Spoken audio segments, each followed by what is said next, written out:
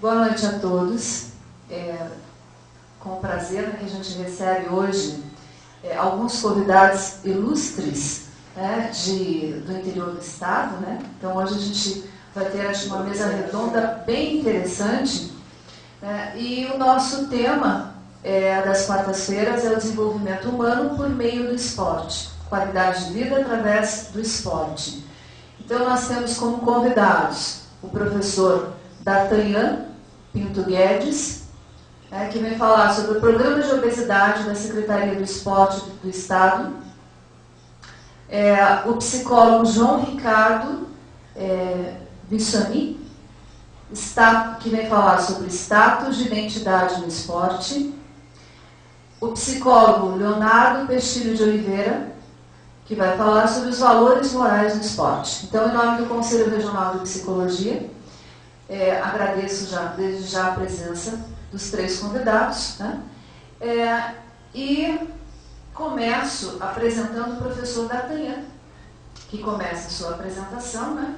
O professor D'Artagnan, ele possui graduação em Educação Física pela Universidade Estadual de Londrina, mestrado em Ciência do Movimento Humano pela Universidade Federal de Santa Maria, doutorado em Educação Física pela Universidade de São Paulo e pós-doutorado em Condição Física e Saúde pela Universidade Técnica de Lisboa, Portugal. Professor associado aposentado no Centro de Educação Física e Esporte da Universidade Estadual de Londrina, no Paraná. Atualmente é professor titular do Centro de Ciências Biológicas e da Saúde da Universidade Norte do Paraná, a Unupar. Líder do Grupo de Estudo e Pesquisa em Atividade Física relacionada à saúde, criado em 1994, atendendo 3 linhas de pesquisa: comportamento de risco para a saúde, exercício físico para a promoção, conservação da saúde e programa do ensino no campo de educação física. Desde 1998, é bolsista, produtividade e pesquisa pelo CNPq, exerce a função de revisor e possui artigos publicados em periódicos científicos de impacto nacional e internacional. É autor de livros em sua área de atuação e assessor científico no desenvolvimento de softwares direcionados à avaliação, prescrição e prescrição de exercício físico.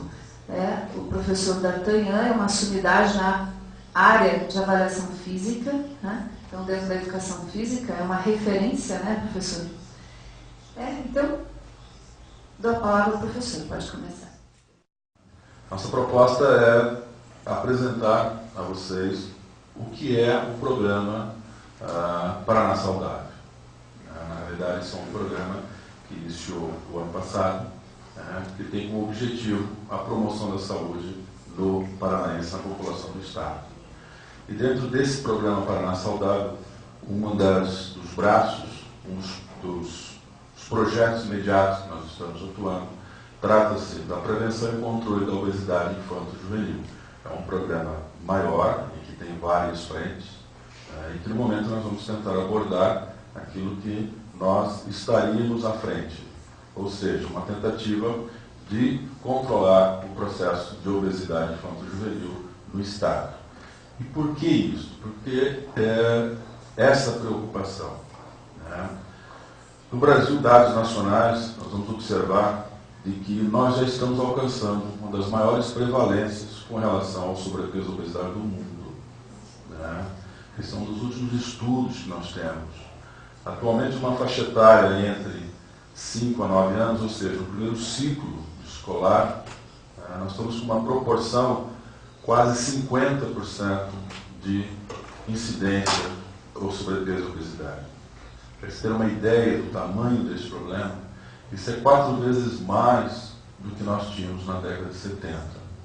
O que significa que em 40 anos nós quadriplicamos a prevalência de sobrepeso nessa faixa etária, né? Se nós formos trabalhar um estudo mais específico, né, porque o programa, inicialmente, ele tenta atender a população de escolas públicas do Estado. Imaginamos que ali está um contingente bastante importante de crianças e adolescentes. Na sequência desse projeto, isso deve se estender às escolas privadas e também ao não escolar nessa faixa etária. a proporção de crianças nessa faixa escolar de 5 a 18 anos fora do atendimento escolar é pequena. Isso não vai mais do que 3, 4%. Porém, já temos informações de que é exatamente nesse grupo não escolar que essa prevalência estaria mais elevada. Mas nesse primeiro momento nós iniciaríamos com a faixa escolar. E aí nós fomos em busca de algumas informações sobre como anda isso a nível de país, a nível de Brasil. Uma das últimas pesquisas que foi feita, os últimos dados que nós temos, é de 2009, produzido pelo IBGE.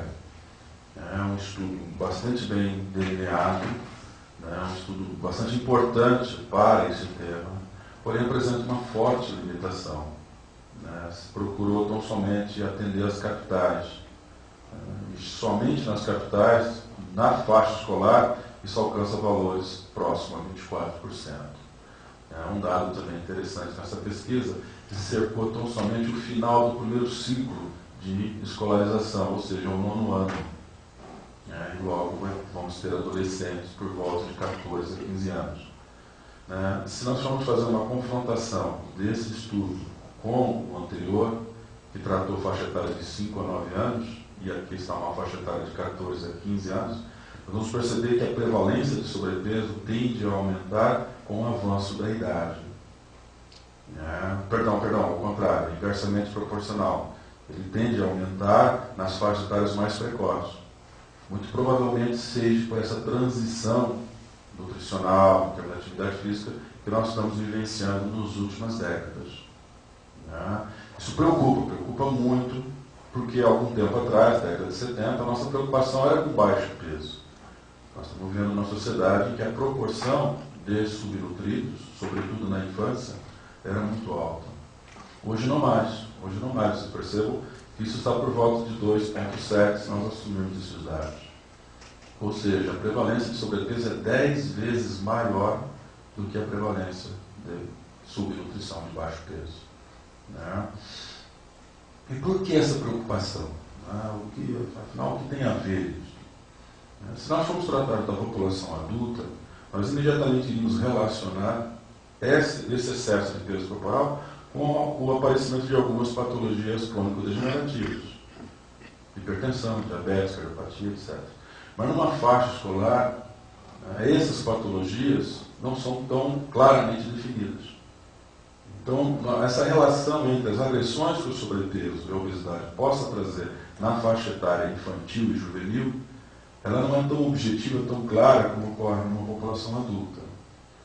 Mas, por outro lado, um dado que chama a atenção é a projeção, é a sequência, é o estado crônico desse peso maior, dessa quantidade maior de gordura, ao longo da vida. Um estudo importante nos mostra que uma criança de 2 anos, que apresenta sobrepeso, na idade adulta ela tem um risco de também apresentar esse sobrepeso em idade adulta de 15%. No entanto, se essa criança alcança o início da faixa de escolarização, 5 anos, isso salta para 35%, 1/3. Quando ela estiver aos 7 anos, ela já está com risco de 50%. Quando ela encerra a primeira fase de escolarização, isso está por volta dos seus 10 anos, 9, 10 anos, ela tem 80% de chance de ser um adulto obeso. Então, na realidade, parece ser fundamental a intervenção precoce desse processo. Uma tentativa de que a gente possa reduzir essa possibilidade de permanência desse estado de maior peso e quantidade de gordura no corpo dessa pessoa. Então foi isso que motivou, dentro do programa maior Paraná Saudável, esse projeto especificamente para, no primeiro momento, identificar essa prevalência e os fatores que estariam associados a ele. No segundo momento, tentar intervir. Como é isso? Como é que nós estamos nesse projeto, nessa proposta? Um dado importante, comentei há pouco, do adulto. Você veja, uma obesidade infantil pode antecipar em até 20 anos a manifestação da patologia do adulto. Isto é a preocupação que nós vamos ter com essa faixa etária. Bom, o que é esse projeto? O que nós pretendemos com isso? No primeiro momento, é estabelecer essa prevalência de sobrepeso. Isso vai ser feito por um dado amostral. Coincidentemente, isso inicia no final desse mês de julho, daqui a 2 semanas. Já foi selecionada essa amostra, né? Já estamos trabalhando em cima disso. E verificar também na nossa cultura do estado do Paraná, nas diferentes regiões, sul, litoral, sudoeste, norte, noroeste, assim por diante, região fronteiriça com os demais países latino-americanos, os comportamentos que estariam associados ao aparecimento dessa prevalência. Quer dizer, na nossa cultura, no nosso dia a dia do escolar paranaense, o que estaria contribuindo para que ocorresse esse excesso de peso corporal. O segundo objetivo seriam as intervenções. Então, na realidade, nós teríamos esses fatores associados, nós teríamos localizado aquele escolar que estaria em risco de apresentar o sobrepeso ou já estaria apresentando o sobrepeso e haveria intervenção. Por fim, nós iríamos tentar introduzir na estrutura escolar da rede pública do Estado informações de cunho pedagógico em que seriam tratados pelos professores, pelos colegas professores de diferentes disciplinas do tema. Um dos problemas que nós estamos levantando é que esse assunto não é tratado nas escolas. Quer dizer, a estrutura escolar não estaria abordando algo que hoje é bastante presente na sociedade moderna. Ou seja, o controle do peso corporal. Nos currículos escolares, nós estamos tratando assuntos extremamente importantes para a formação do cidadão.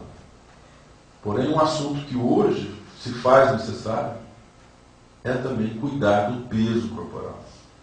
Isso pela forma com que a sociedade do mundo moderno tem se organizado. Verifique que os nossos comportamentos favorecem a nós não termos controle do peso corporal. O acesso ao alimento, a dificuldade de fazer atividade física. Hoje nós temos dificuldade de fazer atividade física por conta do mundo moderno. Nossos deslocamentos sempre motorizados. Então nós estamos nessa transição social, porém não estamos sabendo viver nessa transição. E que tem aparecido as patologias de que em gerações passadas eram desconhecidas, ou de prevalência bastante baixa. A obesidade é uma dessas patologias. Como que isso iria acontecer? Inicialmente existem 4 secretarias de Estado envolvidas com isso. A Secretaria de Estado do Esporte, que foi quem idealizou o projeto, mas a Secretaria de Saúde também faz parte dessa equipe. Secretaria de Educação, porque essa população alvo nosso está nas escolas. E a Secretaria de Família e Desenvolvimento Social, para que possa dar o respaldo para a família. Na sequência, vocês vão perceber que essas intervenções não vão se restringir tão somente ao escolar no ambiente da escola. Isso também vai ocorrer nesse escolar no ambiente seu familiar. Isso até porque ele passa mais tempo em convívio com a família do que com a escola, até porque a família tem uma influência mais forte nesses comportamentos que eventualmente possa levar ao aparecimento dessa disfunção, à obesidade. Mas temos outros parceiros também. A Secretaria de Estado de Ciência, Tecnologia e Ensino Superior, por conta das universidades. Nós temos universidades estaduais estrategicamente localizadas nas diferentes regiões do Estado. Então nós vamos precisar do envolvimento das universidades nesse processo, até para a formação de recursos humanos. Nós vamos ter a participação como parceiro também da Secretaria de Comunicação Social, para que a gente possa disseminar esses resultados, para que a gente possa disseminar a ideia, a preocupação no controle do peso.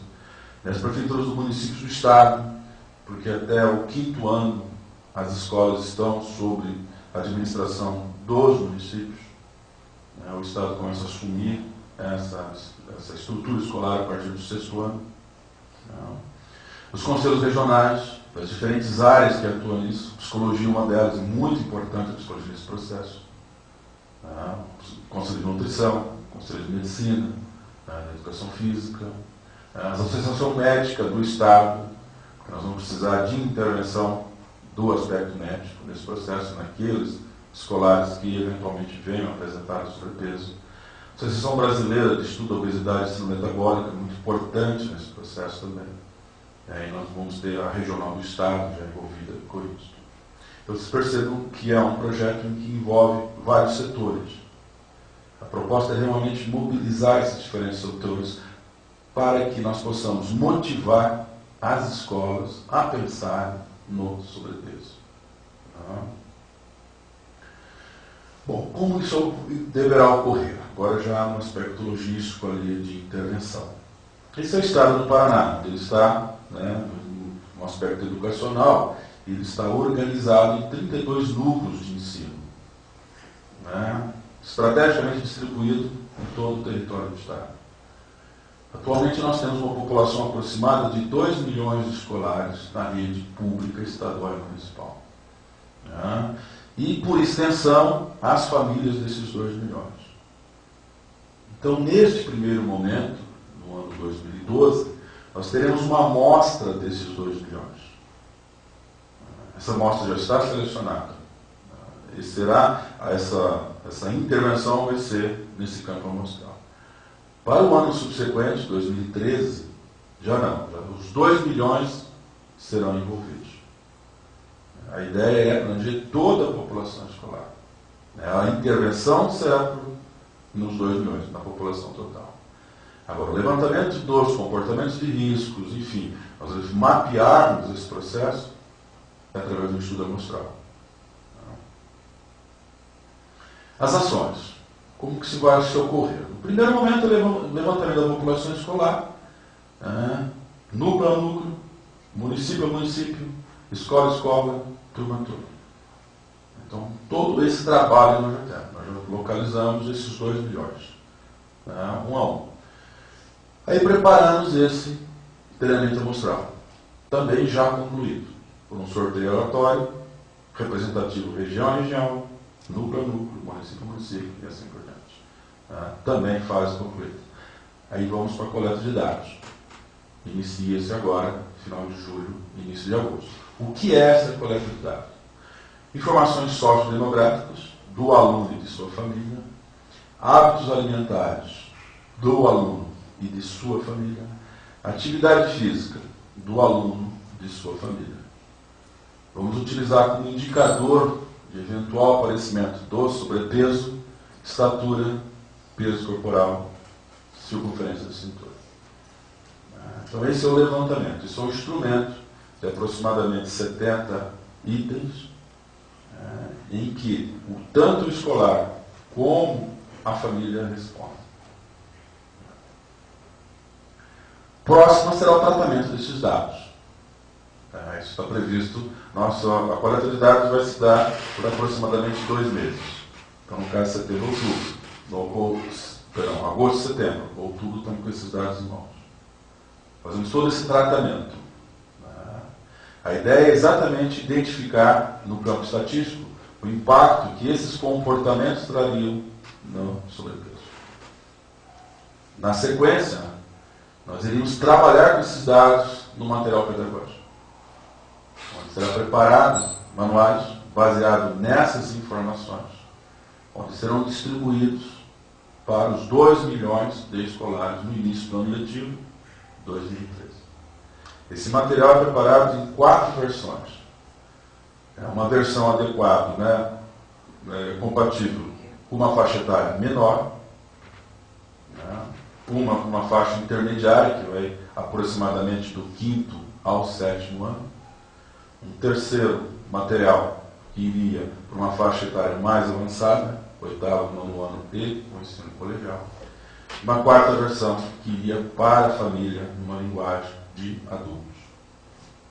Então a ideia é ter esse material distribuído todos esses segmentos.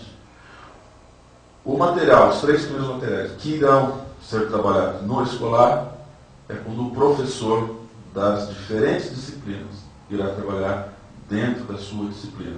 A ideia não é que se tenha um tratamento específico para o sobrepeso e a obesidade.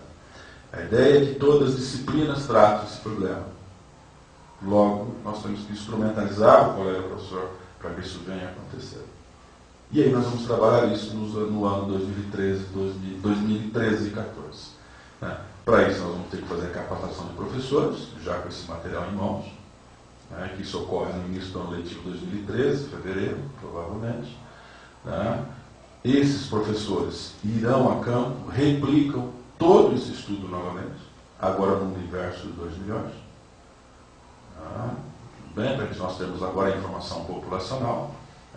Nesse segundo levantamento, será identificado aqueles escolares que estariam em risco ou já com a presença do sobrepeso, e o setor médico faria a intervenção. Ainda continuando, né, iria ser implementado nessas estruturas escolares, né, um programa em que nós possamos trabalhar com esse tema. E para isso nós vamos fazer isso por videoconferência, produção de materiais de mídia, para que todas as escolas do Estado possam trabalhar com isso. Tá? Através de palestras, de seminários, especialistas na área iriam preparar esse material, para que a gente pudesse trabalhar ali, sempre nas diferentes linguagens. Desde o garoto que está no primeiro ano, isso já é por volta de 6 anos, até aquele adolescente que já está concluindo a fase escolar básica, que está no terceiro ano do ensino médio, com uma idade próxima a 17, 18 anos. Isso também se estende aos pais, né? Seria uma palestra para a população de forma geral. Aí estaríamos numa terceira fase, que seria esse trabalho ocorreria em 2 anos, 2013 e 2014. No final de 2014, repetimos tudo novamente em termos amostral. De antemão, já temos informações de que em 2 anos é um prazo bastante curto, que a gente possa, em termos populacionais, alterar prevalências. Não é possível que nós possamos alcançar isso. Porém, nós já podemos ter informações sobre a modificação dos comportamentos que estariam impactando na ocorrência do sobrepeso. Então, na realidade, a nossa maior preocupação nos 2 anos de implementação do programa é verificar se nós estamos tendo sucesso na modificação dos comportamentos que estariam contribuindo para a ocorrência do sobrepeso. Por quê? Porque era o momento de fazer o feedback do programa. Aí nós vamos corrigir eventuais falhas do processo para que a gente possa iniciar um novo ciclo. A ideia realmente é que nós possamos impactar significativamente na prevalência através de 10, 12, 15 anos de trabalho. Seria aquele escolar que iniciou aos 5, 6 anos a estrutura escolar e estaria concluindo isso nos seus 18 anos. Então, na realidade, um ciclo do projeto ele terá que ter uma duração de 12 anos, para ver como ele sairia da estrutura escolar. Bem, essa é a ideia do projeto, então. É um projeto de algum impacto, de grande envolvimento, um projeto que nós conseguimos no ano passado um apoio importante do Ministério da Saúde e Ministério da Educação. Na realidade, a nível federal, esses 2 ministérios já estavam idealizando os projetos nesse mesmo tema a nível nacional. Em conversação com esses 2 ministérios, e a nossa intenção em buscar auxílio para que isso viesse a campo do Estado do Paraná, houve um interesse bastante grande de que o Paraná passasse a ser um Estado que liderasse esse processo na federação. Então, a nível federal, os 2 ministérios, Saúde e Educação, estão aguardando os nossos primeiros resultados para verificar se esse treinamento proposto no Estado do Paraná possa se estender para a federação, que é o projeto nacional que nós temos dos problemas de saúde escolar. A expectativa é que nós tenhamos, pelo menos, mobilizado a população escolar para o problema, que a gente possa, pelo menos, reunir subsídios para que, no feedback daqui a 2 anos, a gente possa ajustar as linhas. A gente pensa, daqui a uma década, talvez, que os valores que nós temos hoje no Estado do Paraná, nós temos alguns dados paranaenses, que nós estaríamos por volta de 32%, 34% de prevalência na população escolar do Estado, que a gente possa reduzir esses valores. Uma tentativa de que a criança de hoje tem a menor possibilidade de ser o adulto com sobrepeso. Nós, já adultos, eventualmente tivemos dificuldade de controle de peso, nós não vamos reverter essa situação tão imediatamente. Sabemos que isto é uma conjunção de fatores em que o aspecto educacional tem que prevalecer. Isso, na realidade, o sobrepeso, apesar de ser uma resposta biológica, ela é resultado de um comportamento inadequado. Então, na realidade, nós temos que fazer é mudar o comportamento, tratar o campo biológico, obviamente, mas o comportamento parece ser fundamental nesse processo. E com isso o campo da psicologia tem uma importância fundamental. A contribuição do campo da psicologia é importantíssima nesse processo. Daí a tentativa de nós fazermos parcerias, e isso está ocorrendo com algum sucesso, estamos avançando bem ainda mais nesse processo. Agradeço, de imediato seria essa a nossa participação, e na sequência a gente se disponibiliza a conversar sobre o assunto.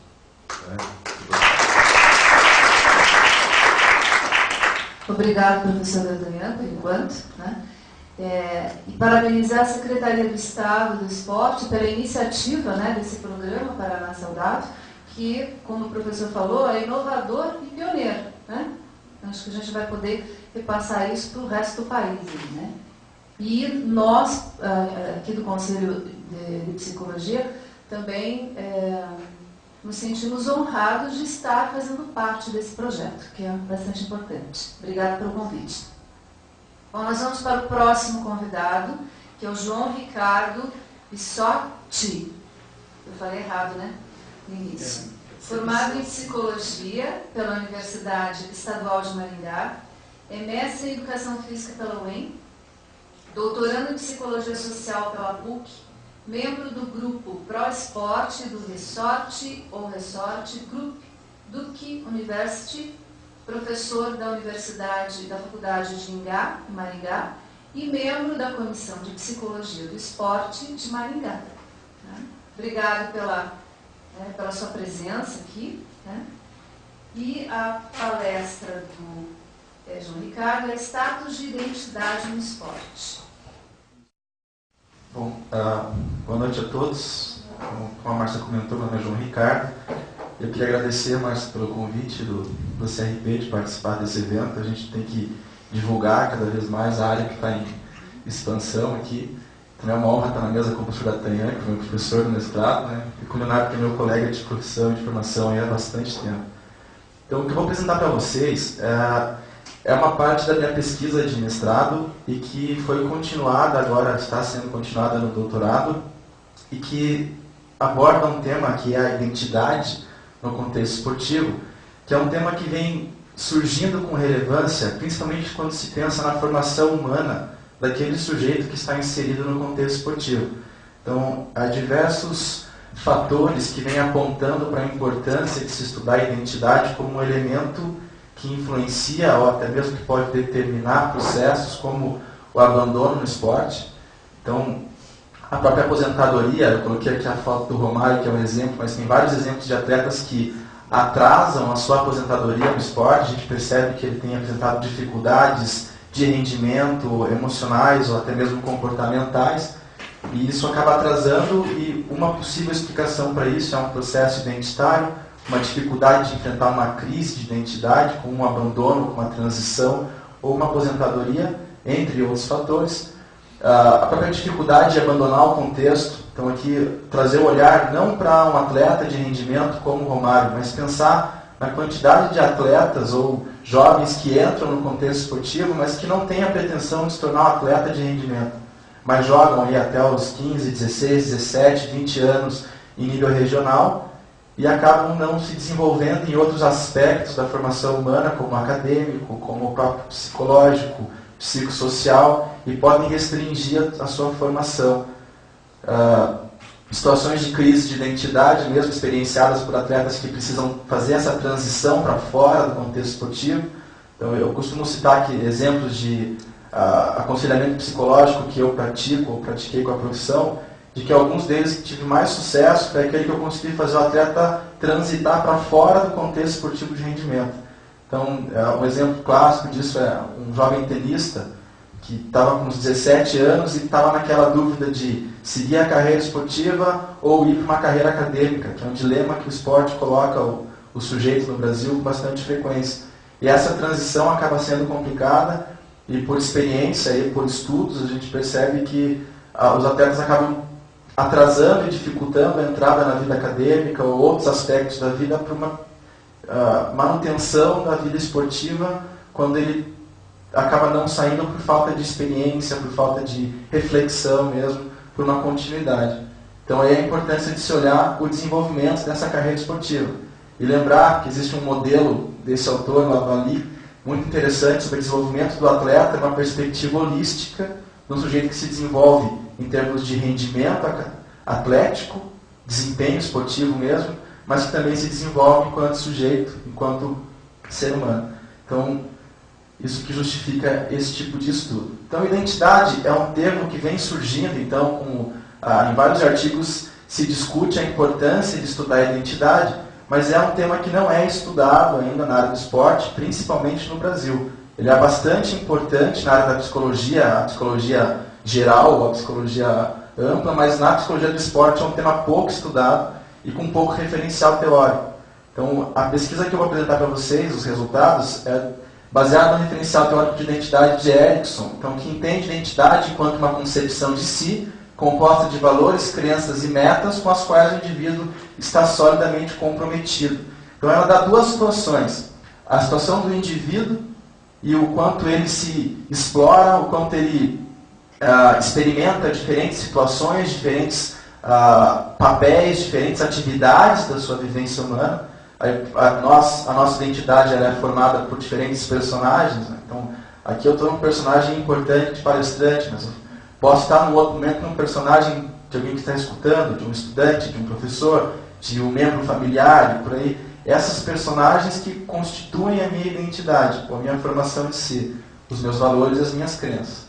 A relação desse sujeito com o contexto esportivo, então a busca por reconhecimento, não gostaram muito? Eu também não, mas tudo bem. A busca desse sujeito por reconhecimento nesse contexto é que vai favorecer e legitimar esse papel que ele adota, e isso acaba criando no sujeito, então, uma identidade, um fragmento de identidade, que no caso seria a identidade atlética esportiva. E que muitas vezes essa identidade atlética esportiva se expande para a identidade completa desse ser humano, não uma personagem. Então, a identidade, ela, por esse conceito, por esse pressuposto teórico, ela é formada por dois elementos, a autoexploração e o comprometimento com essa autoexploração. Então, o quanto eu exploro possibilidades de vivência, o quanto eu exploro atividades, papéis e comportamentos, e aí o quanto eu me comprometo com essas atividades. E é na maneira como esses dois conceitos se interrelacionam, o autor que criou esse pressuposto, ele deu a ideia de 4 momentos de identidade, ou 4 status, que é o nome que ele dá de status de identidade. O primeiro é o status de difusão, que é um momento de identidade onde você tem de uma baixa autoexploração e você não tem comprometimento com atividade alguma que você faz. Então, é uma situação onde o sujeito está, como o autor coloca, como se estivesse parado no tempo. Ou ele não busca situações que possam possibilitar crises de identidade. Então, ele evita entrar num concurso, ele evita uma profissão, ele evita mudar um comportamento, iniciar uma atividade física, ou situações que possam fazer que o sujeito sinta a necessidade de novas adaptações. Então, é um momento de identidade marcado, então, por pensamentos confusos e pouco organizados, marcado pelo desinteresse e foco em popularidade. Então, ele quer ter o reconhecimento do ambiente, mas sem se comprometer com uma atividade específica. Então, ele busca muito manter a imagem de si que ele tem, ou essa personagem que ele criou. Aceitação passiva e sentimento de rejeição social, pela falta de comprometimento, pela falta de um senso de identidade. E a estratégia de coping, que é a maneira como ele enfrenta o estresse ou as dificuldades do dia a dia, voltado para a emoção. Ou seja, ele reage emocionalmente às dificuldades, ele entra em depressão, ele tem crises de ansiedade, outros tipos, quando ele enfrenta momentos de crise de identidade, como aí um abandono, uma decepção, uma frustração, ou uma mudança comportamental mesmo. O segundo estilo é o estilo de execução, quando você tem uma baixa autoexploração, mas um intenso comprometimento com a prática, que é o que a gente percebe principalmente em esportes iniciantes. Então, a criança ela inicia o esporte, principalmente não pelo gosto pelo esporte, mas por uma regulação externa, por um tipo de reforçamento externo. Então, inicia uma prática porque os pais gostam, porque tem a escola à disposição, e aí ela acaba se comprometendo com essa prática. E quando ela está iniciando um processo de construção de identidade, ela está nas fases iniciais da vida, isso é a maneira como se constrói. Entretanto, ao longo do desenvolvimento, o sujeito tem que engajar situações de crise para mudanças, para transições na vida, como sair da escola, se continuar no esporte ou se não continua. E aí a gente vê que em atletas de futebol, principalmente, eles se mantêm intensamente comprometidos com a prática esportiva sem engajar processos de autoexploração. Então é um momento de identidade que apresenta uma alta influência de pares significativos. Então, obviamente, eu vou me comprometer com valores que eu internalizei ou que eu busquei de pares significativos, seja no contexto social, seja de pais, de professores, e por aí vai. Uma preservação da autoimagem e da opinião. Então, ele evita situações que possam colocá-lo em crise, porque ele já está no momento de execução, ele não pode enfrentar uma crise de identidade, porque ele precisa manter a identidade que ele criou. Um senso coletivo de autodefinição, isso aqui é muito bacana, é aquela noção de que o jogador de futebol tem que ser assim e pronto, acabou. Então, como é que você faz para lidar com a dificuldade de ter perdido uma partida? Eu vou treinar mais, porque eu vou tentar ficar mais atenção ao que o professor está mandando. Então, define a si e as suas ações como uma definição coletiva, do que o personagem de atleta tem que executar. E aí, interesse em agradar os pares. Agradando os pares, você mantém o perfil. O terceiro é o status de moratória, que é um status, então, onde você tem um momento de alta autoexploração, mas pouco comprometimento com a prática. Então, o sujeito está num momento de crise de identidade, onde ele está experimentando novos ajustes, novos valores, novas situações, né? E é o momento que apresenta, então, uma experiência de momento de crise, uma presença de tensão e descontrole emocional, porque ele está vivenciando um processo de crise, está se autoexplorando, buscando saídas e buscando soluções, e experimentando papéis diferentes. Para chegar no último status, que é o status de conquista, que é um momento, então, de alta autoexploração e alto comprometimento com a prática. Então, o sujeito se compromete com um personagem, ou com um papel, ou com um conjunto de valores e comportamentos, mas isso após um processo de exploração. Ou seja, ele tem boa capacidade de enfrentamento de crises ou de estresse, ele tem uma forma autônoma e autorregulada de operar, ou seja, ele se motiva para situações por fatores internos e não por um reforçamento puramente externo, busca novas informações ao lidar com essas crises e tem uma estratégia de enfrentamento voltada para a tarefa, ou seja, ao invés de apresentar descontrole emocional quando enfrenta um estresse ou uma crise, ele busca informação, ele busca maneiras de sair daquela situação ou enfrentar aquele problema. E aí, então, ele é uma sequência, esse modelo de identidade ele parte de uma difusão e tende a evoluir até o momento de conquista, mas isso não é fixo nem cristalizado. A gente passa por esse processo frente às diferentes crises de identidade que nós enfrentamos ao longo do nosso desenvolvimento. E aí, a maneira como você enfrenta essa crise, que são os estilos de identidade que determinam que status você vai desenvolver ou como que você vai enfrentar essa crise. Quando você está no momento de difusão, você se orienta para uma crise de identidade em cima da evitação do confronto. Então, você evita buscar situações de confronto, você evita a qualquer custo conversar sobre casamento, sobre abandono, aposentadoria, porque você não quer se colocar na posição de enfrentar o estresse. A segunda situação é a orientação normativa, que é o status de execução.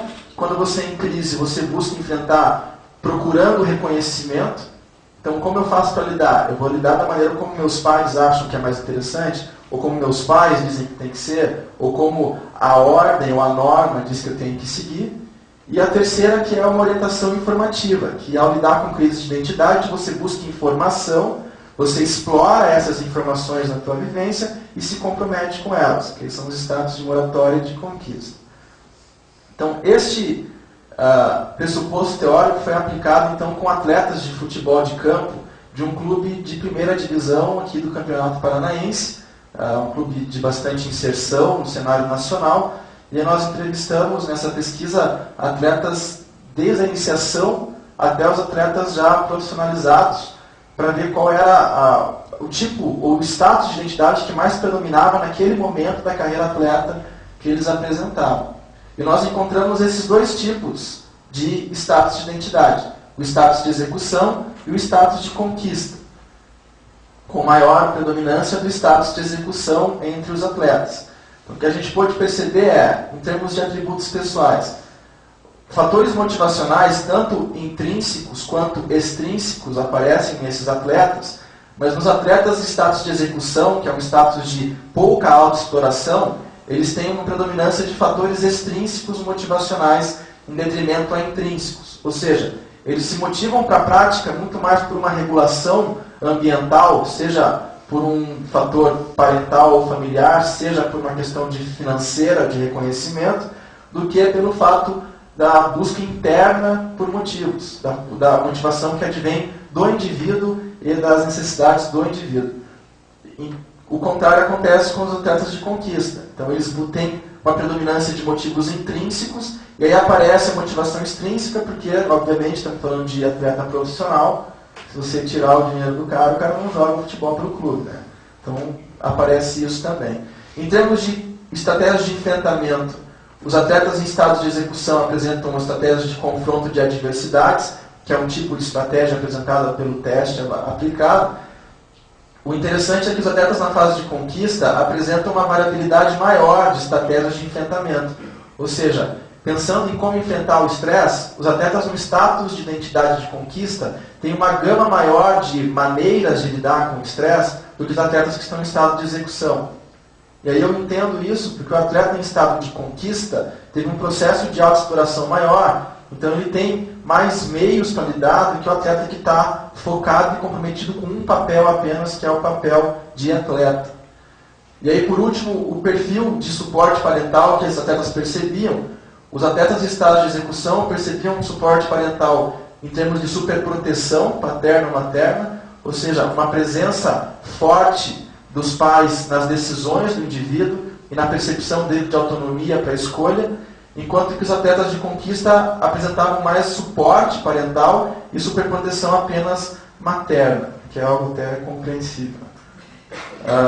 Com relação às características desses estados, então as entrevistas com esses atletas, o que é que elas mostraram como caracterização dos estados? Então a primeira caracterização é que tanto atletas de execução quanto atletas de conquista apresentam um alto comprometimento com a prática esportiva. Naturalmente, para todo mundo que vivenciou ou que percebe como é que é o contexto esportivo, tem que ter um alto comprometimento e um alto enfrentamento na prática esportiva para você se manter tendo rendimento ou se manter no contexto. Por isso que são esses dois status que aparecem com mais frequência. Entretanto, no status de execução, percebeu-se na fala dos atletas baixa autoexploração.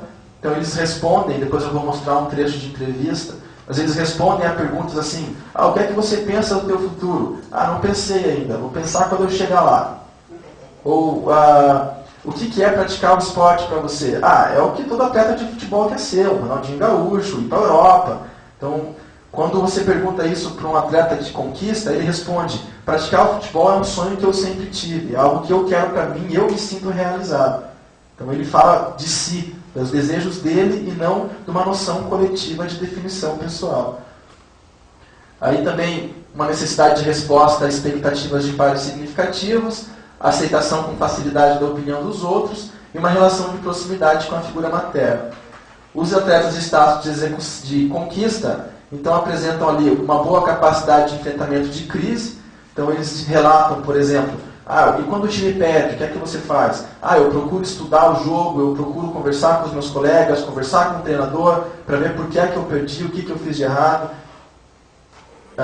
Autonomia e essa capacidade de enfrentamento, então, noção de si, definição, escolhas autodeterminadas, senso pessoal de autodefinição, planejamento e perspectiva de futuro, que é algo muito interessante que não aparece no discurso dos anteriores, e confiança e otimismo em relação ao futuro. confiança e otimismo em relação à sua carreira e à continuidade da mesma. E só para exemplificar algumas falas, então, atletas que estavam no status de identidade de execução, que é pouca autoexploração e alto comprometimento com a prática. Então, o que é o futebol? É um sonho realizado na minha vida, do meu pai, da minha mãe e de todo mundo que sonha ser um grande jogador de futebol. E hoje eu estou aqui no clube. Nenhum deles imaginava que eu ia estar aqui hoje, pensando, nossa, olha onde ele está. Então, uma forte influência de uma expectativa social para a sua prática e principalmente de realizar o sonho dele, do pai, da mãe, e da família, e dos vizinhos e de todo mundo ao redor. Um outro exemplo, ainda do status de execução, não, só o futebol, sempre futebol. Eu quero primeiro jogar no profissional, aqui, do clube. Conseguir aqui e depois ir para a Europa. Essas coisas que os jogadores acham importantes. Eu queria fazer vestibular para garantir, né? É importante as pessoas fazerem faculdade. É importante as pessoas fazerem faculdade. Então eu quero fazer faculdade.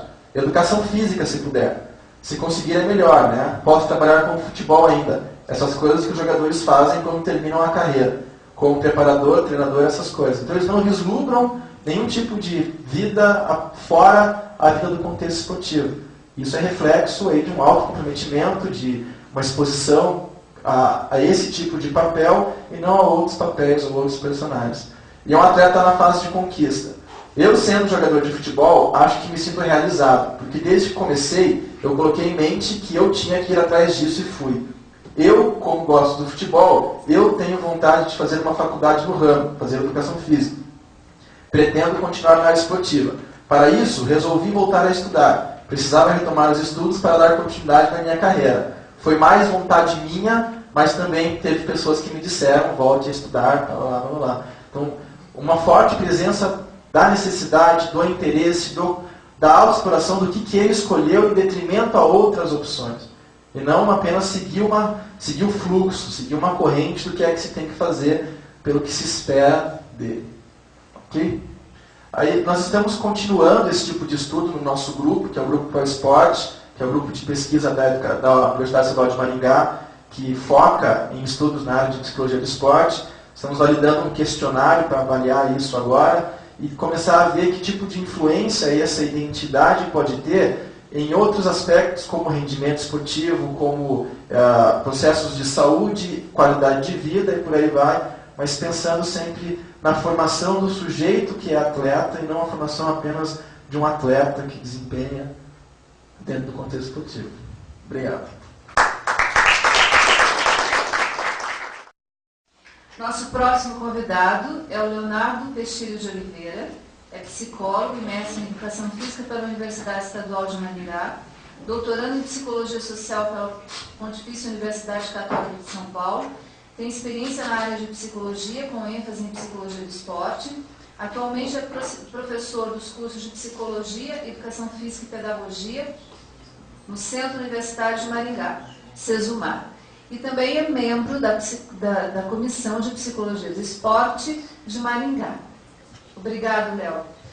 A palestra do Léo é Valores Morais no Esporte. Boa noite a todos. Primeiramente, obrigado mais pelo convite de vir aqui a Curitiba falar um pouquinho sobre o que a gente vem realizando lá em Maringá. E é um prazer também participar da mesa com o professor Gaetan, que foi professor de mestrado também, e o João. Como ele disse, há vários anos a gente vem estudando, trabalhando junto. E eu queria discutir um pouquinho hoje sobre os valores morais do esporte, que é o tema da minha tese de doutorado. Atualmente, venho tendo alguns questionamentos a respeito de como, não só como o esporte pode colaborar com o desenvolvimento moral do ser humano, não só do atleta em si, mas também como alguns outros fatores podem contribuir com a questão do desenvolvimento moral do ser humano. Eu tenho a satisfação de, há 2 anos na faculdade onde eu ministro aula, orientar estágios no 5º ano do curso de Psicologia na área da Psicologia do Esporte, que é, de certa forma, uma conquista para a gente que vem tentando discutir ou estudar realmente a questão da Psicologia do Esporte. E um dos fatores que, obviamente, é a principal barreira em trabalhar com esses alunos é o fato deles chegarem no 5º ano sem muito conhecimento a respeito do que é a psicologia do esporte. E esse ano, principalmente, eu tenho 3 grupos de estagiários em psicologia do esporte, e quando eu trouxe a ideia ou a proposta de quais atletas a gente iria trabalhar, veio o questionamento a respeito, principalmente do grupo que ia trabalhar com crianças. Mas a gente não vai trabalhar com esporte em si, com competição? Olha, vai. Esses atletas, por mais que sejam crianças, eles também vão ter um momento de participar de competições. Porém, a psicologia do esporte não se resume simplesmente a trabalhar com atletas de rendimento, atletas que já estão com uma carreira consolidada e que ganham seus milhões de dólares, como alguns atletas ganham. Não é todo mundo. Então, o grande impacto que os alunos tiveram realmente foi com o fato de trabalhar com crianças. O que trabalhar com essas crianças? Mas o que a psicologia do esporte vai trazer de benefício para essas crianças que estão começando a praticar o esporte? Então, a gente tem um grupo de estagiários que realiza o estágio com alunos que começaram a praticar a natação. E que esse ano foi a primeira competição que alguns atletas foram.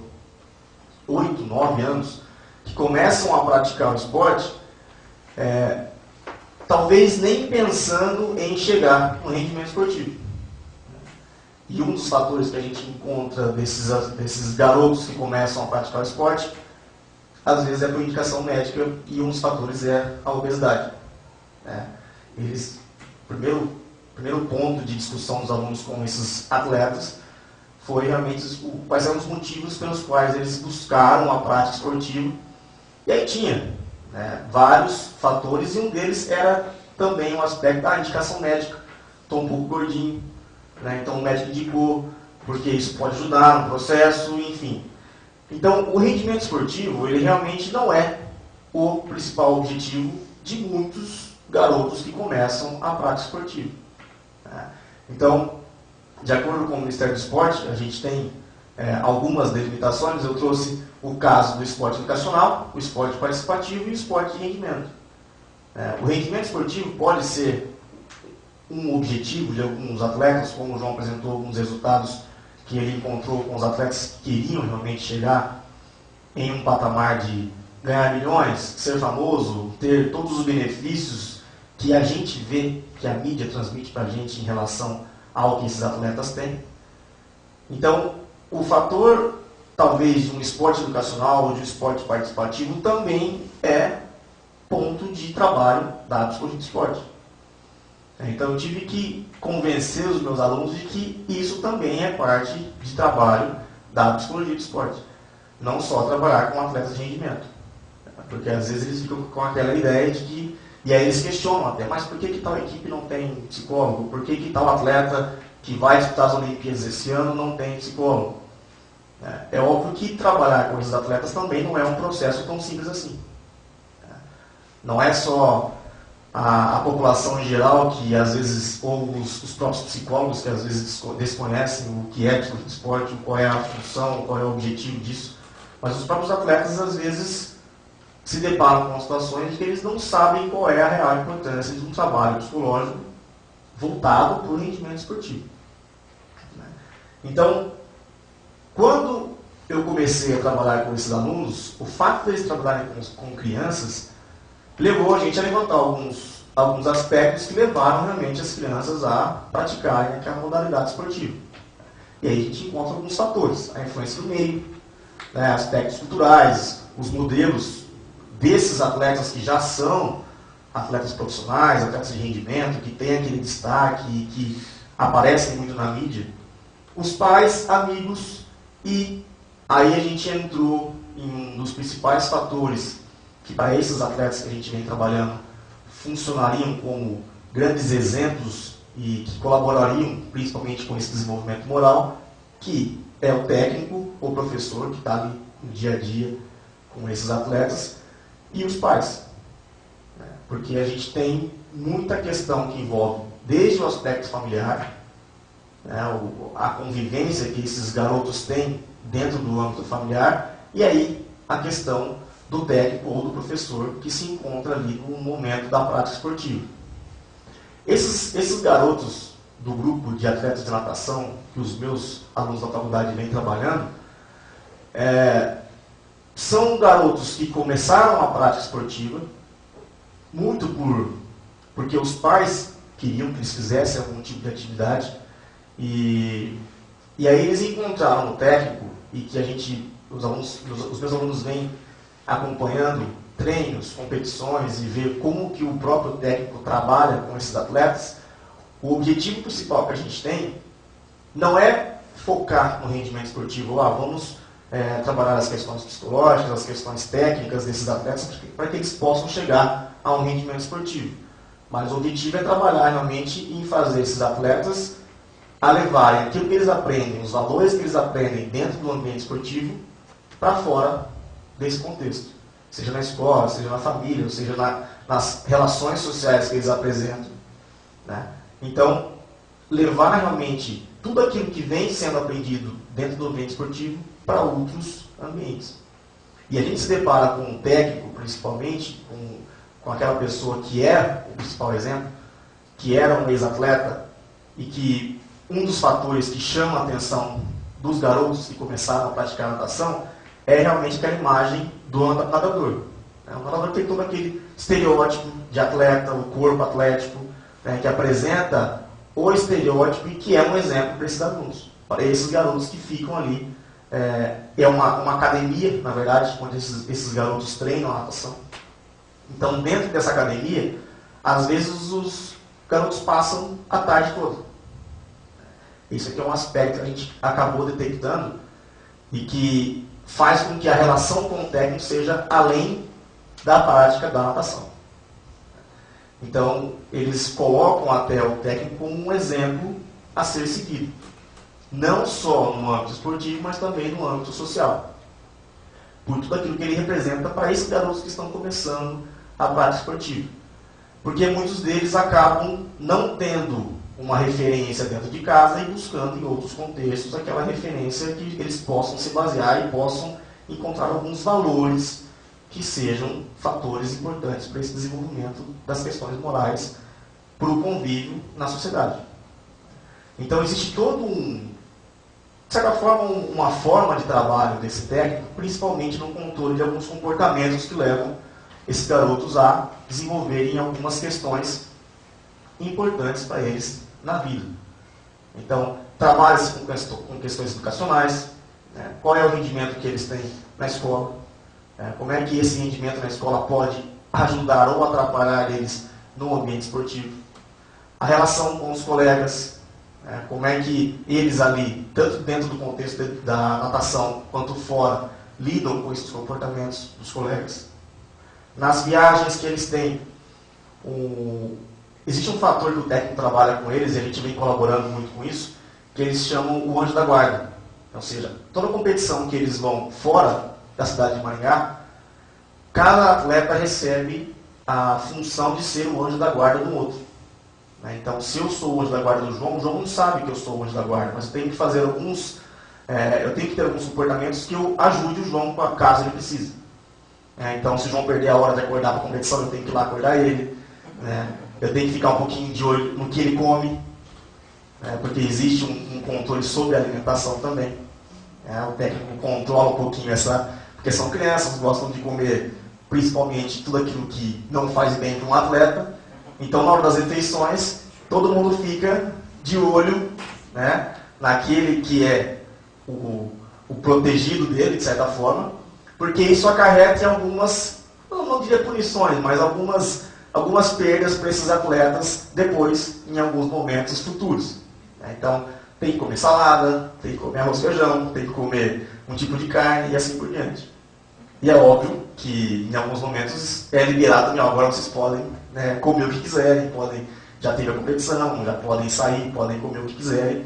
Então são alguns pontos que a gente vem trabalhando com esses atletas muito interessantes e que chega um momento, o próprio técnico comenta que chega um momento que ele não precisa mais denominar, olha, João, você vai ser o anjo da guarda de fulano. Eles mesmos começam a ter esse tipo de percepção da importância que é aquele comportamento para o desenvolvimento deles enquanto atletas e também enquanto seres humanos fora do contexto esportivo. Então, óbvio, são vários fatores que levam, principalmente esses atletas, a começarem a prática esportiva, mas ali, dentro do contexto esportivo, podem ser desenvolvidos alguns fatores que levam eles a se tornarem, realmente, no caso, seres humanos melhores.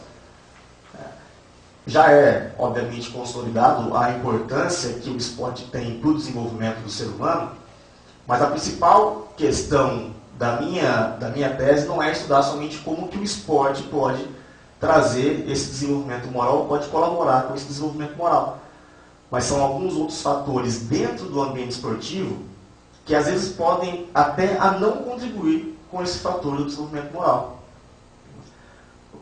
O ponto-chave é compreender como é que os atletas ou essas crianças que estão se iniciando na prática esportiva, como é que eles veem o esporte e principalmente quais são os exemplos que eles estão tendo para praticar aquela modalidade. Então a gente tem, de certa forma, algumas fases, né? Então aquele momento em que o Guga estava jogando tênis muito bem, ganhou 3 vezes o Roland Garros, toda a molecada começa a praticar tênis. A seleção brasileira de vôlei começa a ter um grande desempenho em campeonatos mundiais. Parece que vira um motim de crianças, adolescentes querendo praticar o vôlei.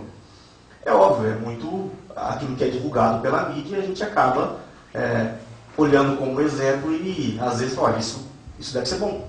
Né? Se o pessoal está tendo sucesso com isso, a gente vai em busca de comportamentos que me levem também a ter esse tipo de sucesso. Agora, como eu falei, nem sempre aquilo que a mídia divulga para a gente é a realidade do que esses atletas passam. E principalmente no futebol, que é uma discussão que a gente sempre tem lá em Maringá em relação aos atletas que começam a praticar o futebol.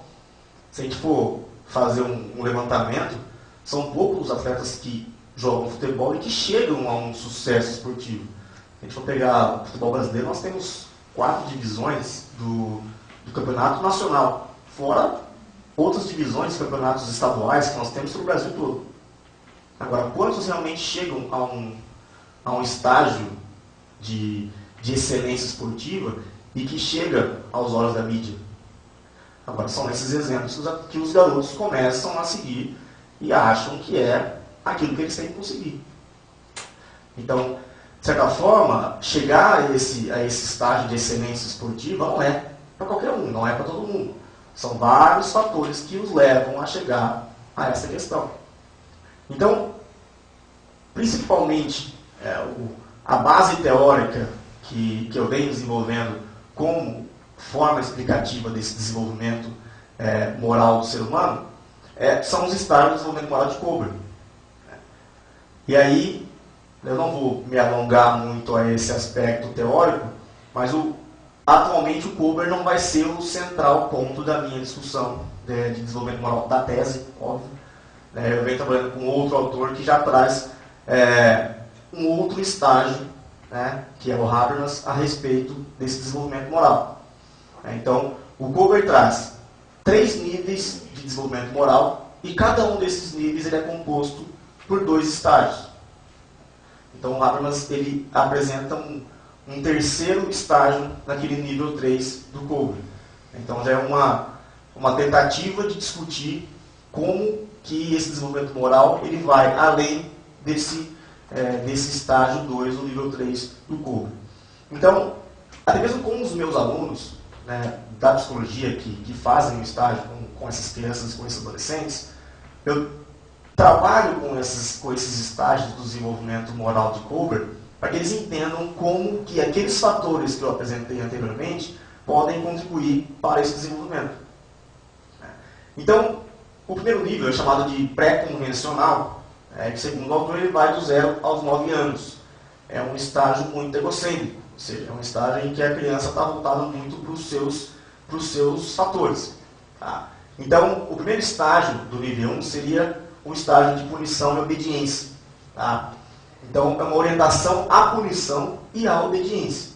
Tá? A preocupação deles realmente é em relação às consequências físicas de uma ação, determinam se é bondade ou maldade, indiferente do significado humano ou o valor dessas consequências. É muito uma questão para ele. Qual será a punição dele em relação a alguns comportamentos que ele vem apresentando? Esse seria o primeiro estágio. O estágio 2 é o estágio da recompensa e a questão de sentir-se bem, com esse, ainda no nível pré-convencional, ainda até os 9 anos de idade.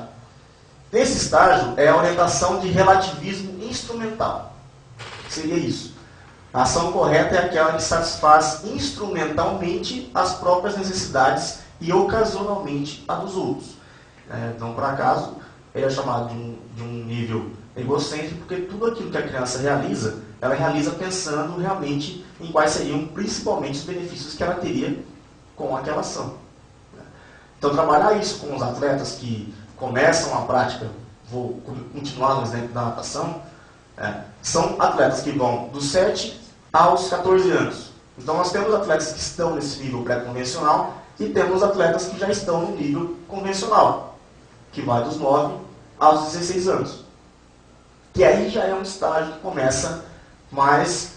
O pensamento do garoto começa a ser levado muito mais em relação aos outros. Ele deixa uma fase mais egocêntrica e começa a pensar em relação aos outros. Então, o estágio 3, que seria o primeiro estágio desse nível convencional, é o estágio de aprovação e o bem-estar. Então, a orientação para o que a gente chama de o bom menino ou a boa menina. Então, o bom comportamento é aquele que agrada aos outros, principalmente, que ajuda os outros sendo aprovados por estes. Então, não necessariamente o garoto considera aquilo sendo um comportamento bom, mas ele faz aquilo pensando, eu sou um bom menino. As pessoas vão achar que eu realmente faço isso e que eu sou um bom menino ou uma boa menina dentro desse comportamento que eu estou realizando. O estágio 4 é o da lei e ordem. O comportamento correto é fazer o que é certo, mostrando respeito por regras fixas, pela autoridade e mantendo a ordem social pelo bem-estar. Então aí o garoto, ou já um adolescente, começa a pensar um pouquinho sobre esses aspectos do que seria correto ou não, segundo uma autoridade ou segundo uma lei que gera aquele núcleo social que ele vive. Então, seja a regra da natação, ali onde ele faz o esporte dele, seja uma regra dentro de casa, seja uma regra na escola, ele começa a ter um pouco de noção sobre esses aspectos que, de certa forma, vão reger o seu comportamento. E o nível 3 seria o nível pós-convencional, seria de acordo com um pensamento de pessoas, já adolescentes, iniciando a fase adulta, acima dos 16 anos. O estágio 5 seria a orientação para um contrato social. Até o nome a gente leva um pouco mais para esse aspecto realmente de negociação ou de concordar com algo. A ação correta é aquela vinda da concordância democraticamente aceita. Aquilo que é aceito dentro desse aspecto. Então, é um estágio em que a gente começa a entrar realmente muito mais, às vezes, naquele aspecto de cada um dar o seu jeito para concordar com esse comportamento sendo um comportamento correto. E o estágio 6, que para a Kober seria o último estágio lá do nível pós-convencional, é o estágio da orientação para princípios universais. Ou seja, não é mais aquele pensamento em relação ao que o atleta vive ou que o garoto vive dentro de um contexto lá na natação ou lá dentro de casa, mas começa a pensar já naquelas leis universais, aquilo que é o bem comum para todos. Que o correto é definido pela decisão consciente na escolha de princípios éticos que apelam para a compreensão, consistência e universalidade. Então, esses 6 estágios que compõem esses 3 níveis para a Kober, realmente é o foco de trabalho que eu tenho hoje com os meus alunos que iniciam, que trabalham com essas crianças que iniciam na prática esportiva, que é um dos focos da minha tese de doutorado, realmente pensando em como outros fatores possam contribuir para esse desenvolvimento. Fazer os alunos de psicologia realmente pensarem que isso é trabalho de psicologia de esporte é difícil, porque é aquilo que eu falei, todo mundo pensa no esporte como sendo um esporte de rendimento, o esporte que presta televisão, o esporte que faz agora, pensando nas Olimpíadas, que nós estamos há poucos dias no início das Olimpíadas. Todo mundo olha para esse esporte como sendo o esporte que nós temos. E é óbvio que se eu penso em trabalhar com esporte, eu vou trabalhar com a psicologia dentro desse esporte de rendimento. Mas não. Trabalhar com a iniciação esportiva, eu coloco que é até mais importante para você fazer o atleta chegar lá na excelência esportiva com um pouco mais de preparo.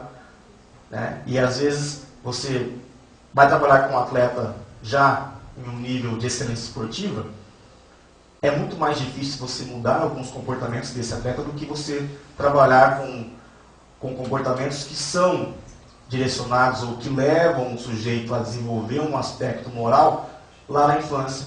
E realmente desde os 8, 9, a partir do início da prática da criança no esporte. Não é você esperar o atleta chegar a uma fase de excelência esportiva para falar que ele precisa de trabalho psicológico. Então, trabalhar com a iniciação esportiva é uma das frentes da psicologia do esporte e que realmente a gente tem a função e às vezes até a obrigação de levar esse tipo de conhecimento não só para psicólogos, para estudantes de psicologia, mas para quem começa, para quem trabalha com essas crianças que começam a prática esportiva, às vezes por obrigação, o médico indicou, o pai levou para ocupar um tempo da criança, para não ficar em casa. Então são vários fatores que levam normalmente as crianças a começarem a prática esportiva. Cabe a gente, enquanto profissional que trabalha com esse tipo de público, colaborar um pouquinho com esse desenvolvimento. Então esse é um dos exemplos, como eu venho trabalhando lá em Maringá com os meus alunos, e a gente vem tendo realmente algum sucesso dentro desse tipo de frente de trabalho com esses atletas que estão na iniciação esportiva.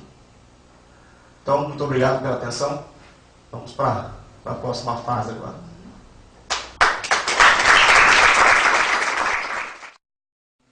Então, nós estamos nas quartas-feiras do CRP, cujo tema de julho é Desenvolvimento Humano por Meio do Esporte. O professor D'Artagnan falou sobre o Programa de Obesidade da Secretaria de Esporte do Estado. O psicólogo João Ricardo falou sobre status de identidade no esporte. E o psicólogo Leonardo falou sobre valores morais no esporte. A partir de agora, a gente abre para as perguntas. Então, a Célia vai encaminhar o microfone. E você que está online também pode fazer a sua pergunta encaminhando, a nossa secretaria. Boa noite, meu nome é Chayane, eu também sou psicóloga, trabalho com esporte e trabalho muito com crianças também, Leonardo, e assim, achei bem bacana o que você comentou sobre o anjo da guarda e eu queria assim, entender um pouquinho melhor como que funciona, assim, qual que é, na verdade, o principal objetivo, o que a criança faz a partir do momento que ela observa que o colega está fazendo algo inadequado. E se isso partiu assim de você, da tua equipe, ou do treinador, de quem que foi a ideia, como que começou, enfim, de repente, para eu utilizar também. Bom, na verdade, isso partiu do técnico. Quando a gente chegou para trabalhar com a equipe, o técnico já tinha esse tipo de trabalho com os atletas dele. Foi um ano interessante porque o técnico disse o seguinte para mim. Falou assim, olha, Leonardo, eu tenho atletas desde a iniciação até atletas profissionais. E eu tenho um grupo que eu não abro mão, que é o grupo Petis, que era esse grupo de crianças que estavam começando a prática da natação. E ele disse que tinha atletas que estão começando esse ano, nunca nadaram na vida. Mas esse grupo eu não abro mão. Porque a Maringá estava tendo uma transição do clube onde ele dava aula e com a equipe da prefeitura. Ele foi convidado para trabalhar na prefeitura, então ele teve que levar os atletas dele do clube para a prefeitura. Mas ele não tirou as crianças do clube, que é um clube particular, por uma questão de estrutura. Ele falou assim, se eu levar eles para a prefeitura, eu vou ter um pouco de dificuldade para trabalhar com eles, então eu prefiro ter eles um pouco mais próximo aqui, que eu possa realmente ter um contato maior com eles. E ele já tinha esse comportamento de uma das funções dele ali, enquanto técnico era trabalhar com esse anjo da guarda. Mas é óbvio que, como são crianças, assim, a ideia do anjo da guarda é que o anjo da guarda não demonstre para o colega que ele é um anjo da guarda. Mas eles são tão preocupados que todo mundo sabe quem é um anjo da guarda. Assim, só que é um tipo de situação, assim, eu não me preocupo com hora de acordar, eu não me preocupo com hora de dormir e eu não me preocupo com hora de comer. Nem com competição, nem nada. Assim, são crianças de 7, 8 anos Mas é muito interessante ver como que eles entenderam o processo e como eles dedam o outro. Ó, você está errado. Não é isso que está combinado, não é isso que é correto fazer. Assim, então, eles, por incrível que pareça, têm um grau de autonomia maior do que os atletas que já estão andando há 10 anos. Então, eu até uso eles como exemplo para os mais velhos, na hora das competições. Porque é incrível como que eles conseguem, na hora da alimentação, você não está comendo salada, pega alface, pega tomate. Então eles ficam todo mundo observando todo mundo, porque ele tem o chamado atleta top. Então toda competição ele tem um atleta top. O que é o atleta top? É aquele que se comporta de acordo com as regras que tem que ser cumpridas. Então tem que comer salada, tem que acordar na hora da competição, tem que dormir cedo. Então ele fica monitorando e ele vai escolhendo, ponto para um, menos um para outro. Então no final da competição ele tem o atleta top. A última competição que ele falou assim, e eu entrei numa fria, eu tive 5 atletas top. Ele falou assim, por que eu entrei numa fria? Porque eu sempre dou um óculos, eu dou uma touca, eu dou uma sunga, e eu gastei dinheiro. Eu gastei dinheiro porque eu tive 5 atletas top. Então é um comportamento que ele tem realmente que eu achei muito interessante, que deu autonomia para os próprios atletas.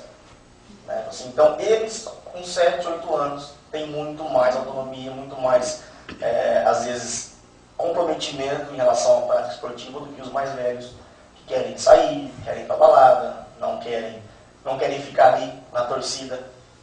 Isso é um ponto muito complicado, porque ele falou que é difícil ele fazer os mais velhos torcerem para os mais novos.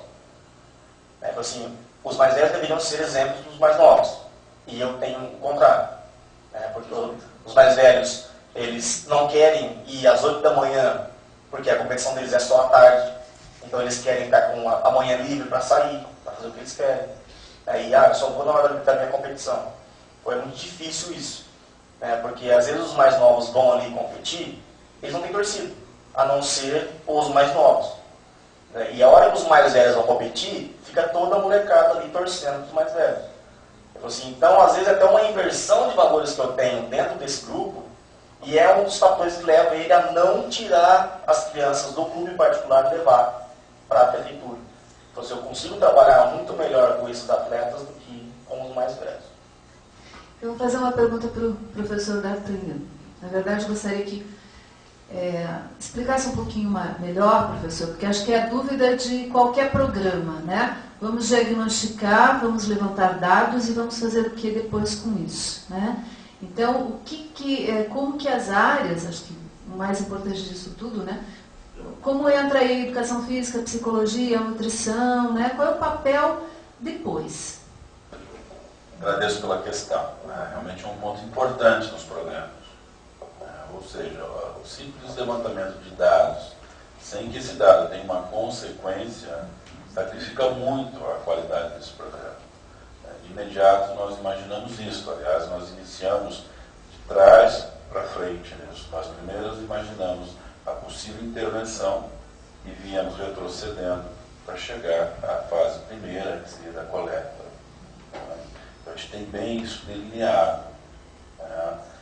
Nesta coleta, a preocupação, o objetivo é apontar quem seria aquele escolar, ou aquele grupo escolar que apresentasse este evento, sobrepeso e obesidade. Aí nós teríamos distribuições de funções, nessas 4 grandes áreas que estariam na linha de frente, vamos dizer assim, na intervenção. A psicologia, a medicina, a nutrição e a educação física. A educação física por conta da atividade física, fazer com que essa atividade física seja de cotidiano desse escolar. E não uma intervenção pontual, porque nós vemos com muita frequência uma intervenção pontual, é aquela semana da atividade física. Então, por 6 dias, nós nos tornamos ativos fisicamente e terminou a semana, voltamos ao nosso sedentarismo. Não, a ideia é que isso seja de cotidiano, que seja uma educação. Assim como gerações passadas, pela necessidade de atender o convívio na sociedade que ocorria na época, por natureza eram ativos fisicamente. Hoje não, nós mudamos essa natureza. Hoje nós não necessitamos obrigatoriamente de sermos suficientemente ativos para viver bem na sociedade que nós estamos inseridos. Isso é pelo avanço tecnológico, pelo meio de transporte que nós temos e assim por diante. Então o que nós precisamos fazer é reeducar as pessoas para serem ativos nessa geração. E a infância e a adolescência são períodos importantíssimos nesse processo. Né? Passamos no campo nutricional, no campo alimentação. Situação muito parecida com a atividade física.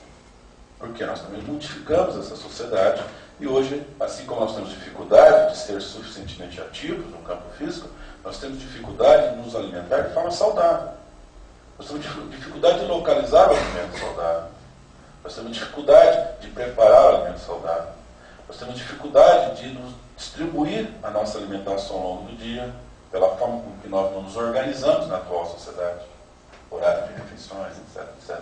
Quer dizer, nós já vencemos uma fase em que seria a falta do acesso ao alimento.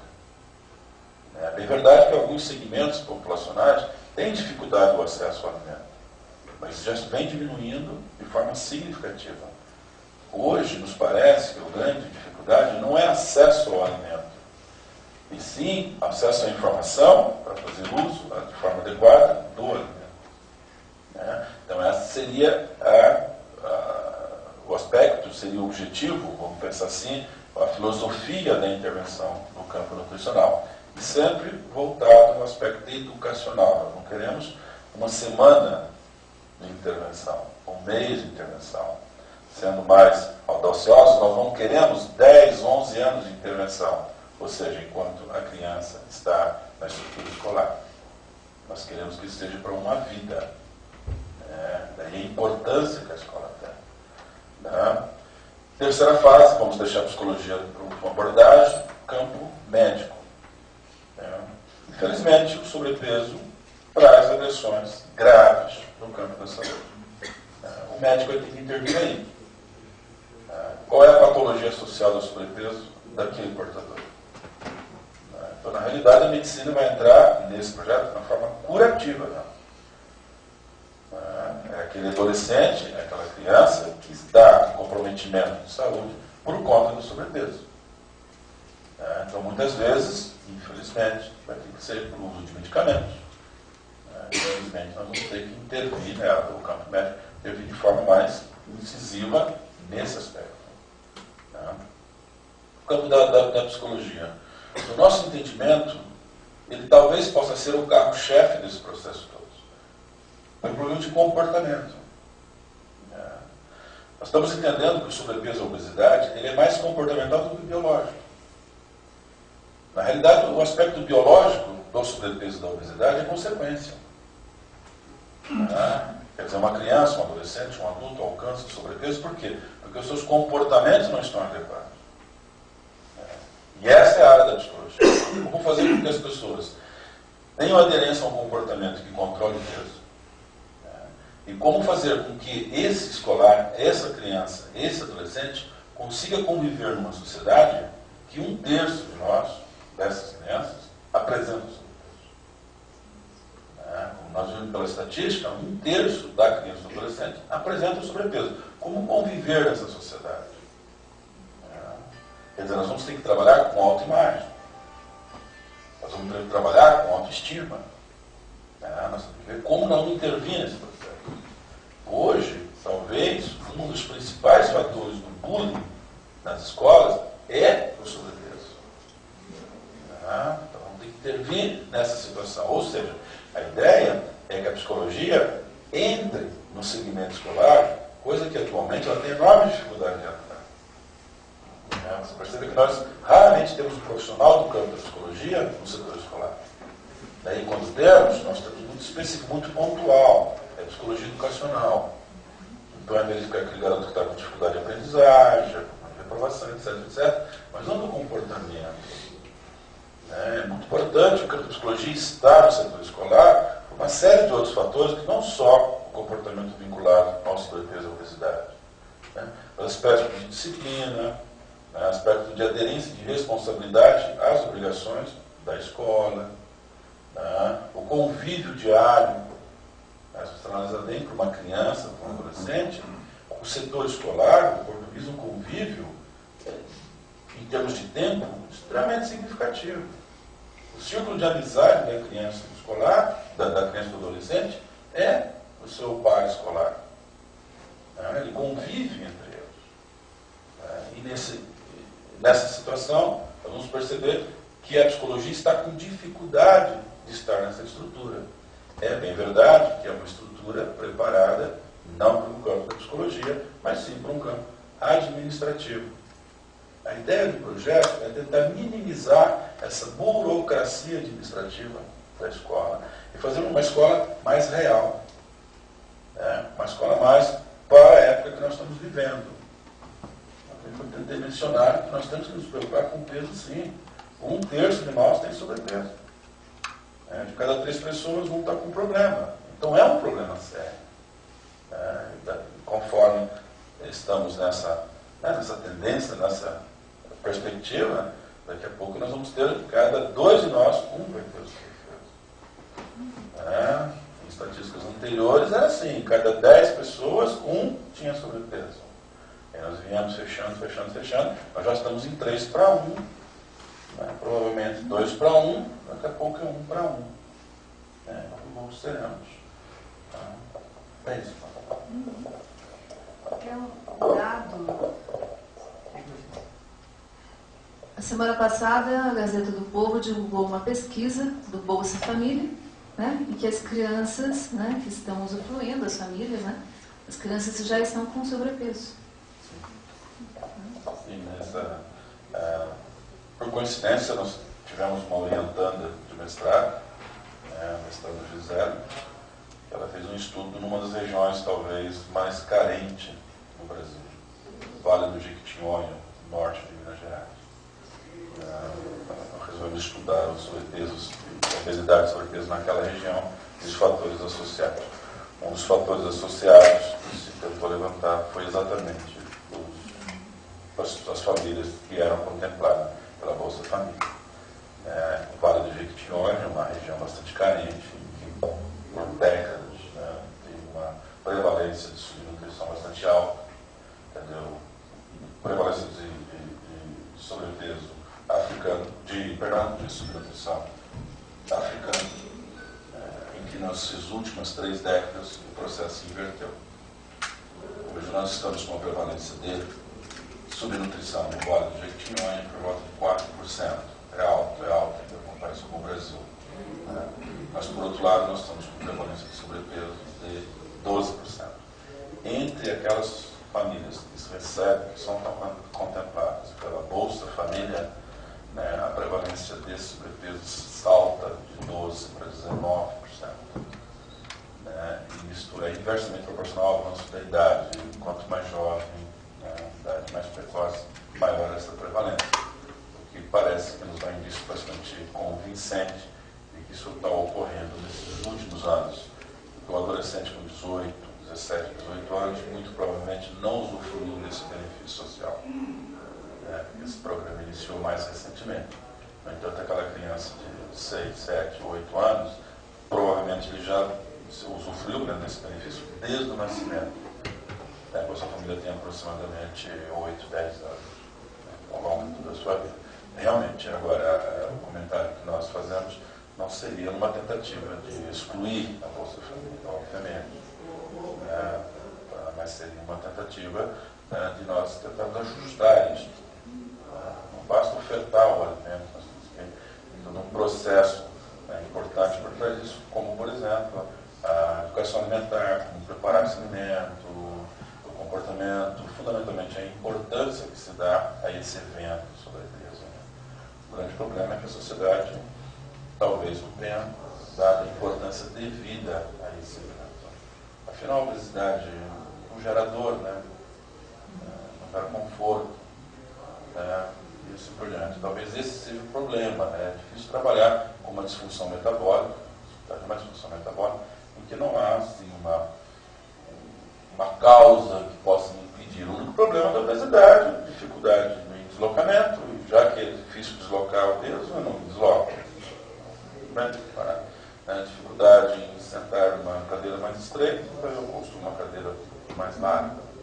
né, dificuldade de usar um vestimento, uma roupa de número menor, então tem um vestimento vestuário de número maior. Né?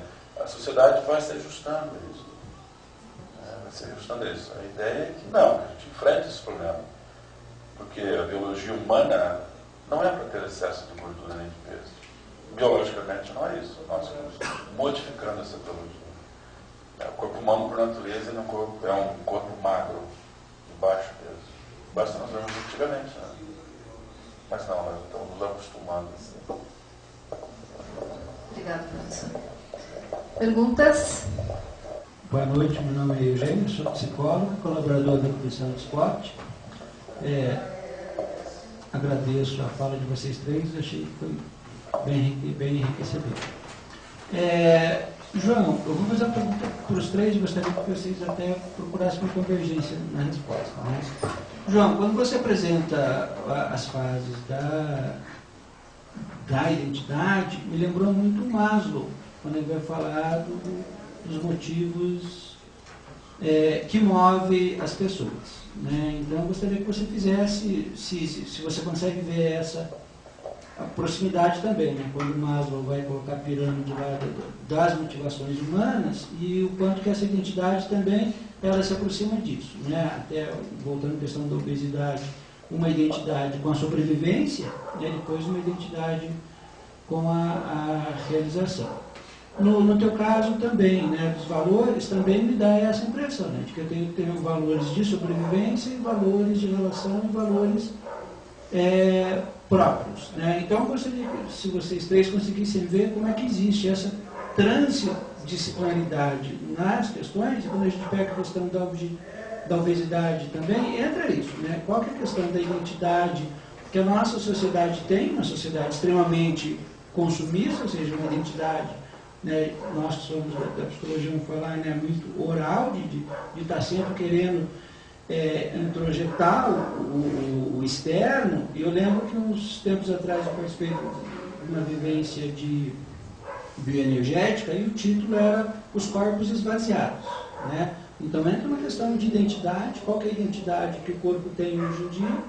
É essa obesidade, né? De onde que vem essa necessidade, né, de sermos obesos, ou seja, sempre ter mais, não só a obesidade biológica, mas uma obesidade simbólica, digamos assim, né? De a gente querer ter mais informação. O senhor falou da roupa, né? De querer ter o armário cheio de calçados e cheio de roupas, então acaba sendo uma obesidade simbólica também.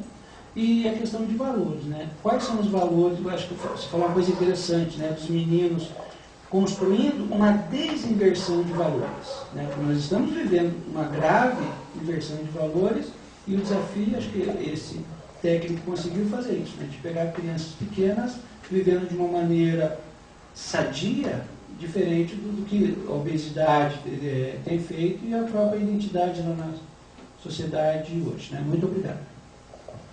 Bom, vamos lá. Obrigado pela pergunta. Acho que a proximidade com o Maslow se dá, porque o Maslow tenta fazer uma hierarquia, né? Tipo, uma evolução de motivos até chegar na autorrealização. Então, a maioria das teorias que buscam mostrar essa evolução de um processo vão chegar a uma questão mais autorrealizada, autodeterminada, autorregulada, talvez. Então a proximidade está nisso, que você parte em termos de identidade, de valores morais, tudo partindo para uma autorregulação, uma autonomia. Então, talvez a proximidade esteja nisso, quanto mais longe disso, mais restrito, mais dominado por um ambiente, alguma coisa nesse sentido.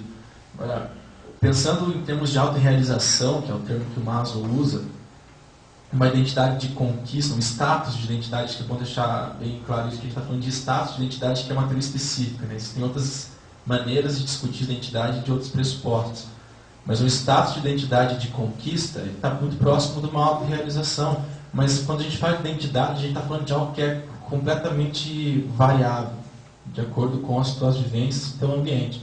Então, pensando um link com a obesidade, você fala de identidade, e o professor aqui deu um gancho que é muito interessante, qual que é o ambiente que está ao redor do conceito de obesidade.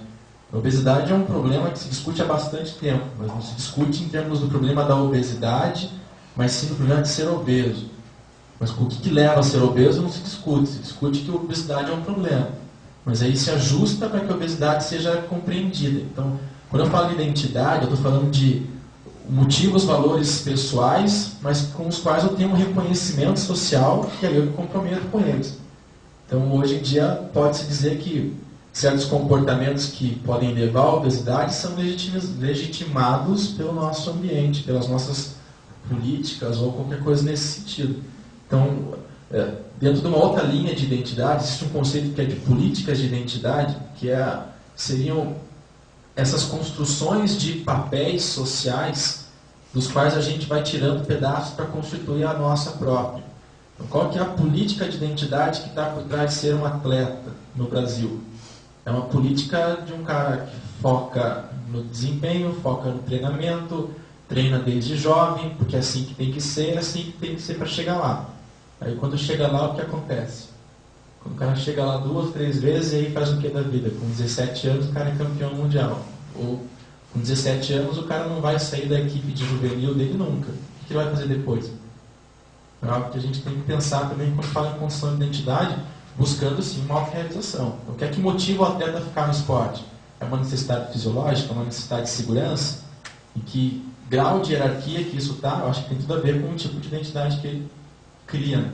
Eu acho que uma relação muito boa com isso dentro dessa noção de identidade, tem em cima do processo de reflexão do sujeito. Então, ele se compromete com essa atividade pautado em que tipo de processo de reflexão ou de autoexploração. Então, eu me comprometo... Eu me comprometo com comportamentos de saúde porque o projeto do professor manda fazer, ou eu realmente entendo que aquilo faz bem para a saúde. E como lutar com agora que eu tenho dinheiro, não comer McDonald's, né? Que é mais gostoso e mais legal. Então, é esse que eu acho que é um problema que tem tudo a ver com a tua pergunta de autodeterminação, autorrealização, na visão humanista do mal.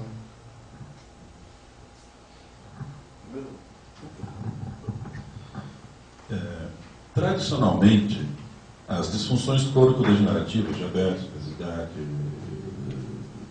cardiopatia, etc., se você analisarmos bem, nós, no meio não medicamentoso, não utilizando medicamento, a gente investe em duas frentes, tradicionalmente. A atividade física e a alimentação. No meu entendimento, esse tem sido o grande equívoco.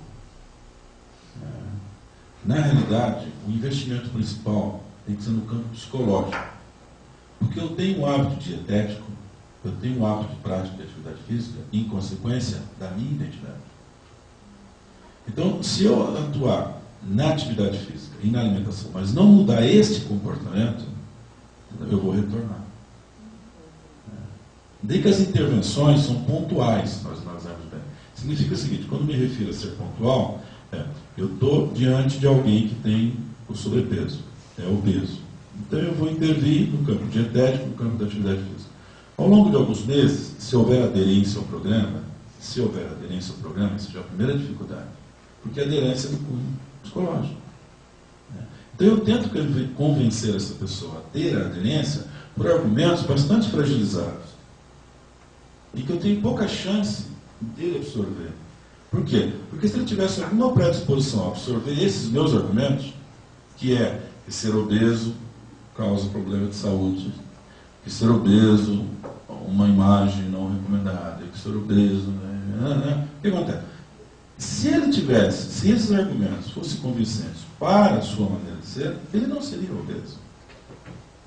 Não é verdade? Porque todo sujeito sabe desse problema. Que é isso que vai fazer. Quem é que ignora que ter sobrepeso aumenta o risco de um problema associado? Não é verdade? Todos sabem. Agora, qual é o problema? É enganjar nessa situação. Logo, o problema é de comportamento. O problema antecede a intervenção dietética do prática da atividade física. E isso, no meu entendimento, vai para as demais crônico-degenerativas. Por exemplo, vamos focar uma patologia do diabetes. A situação é muito parecida com a obesidade e diabetes, porque também é campo alimentar, campo de atividade física. Não é verdade? Então o que ocorre? Uma dificuldade incrível no controle dessa disfunção metabólica. Então eu penso que o campo da psicologia é que teria que ser tratado nesse primeiro momento.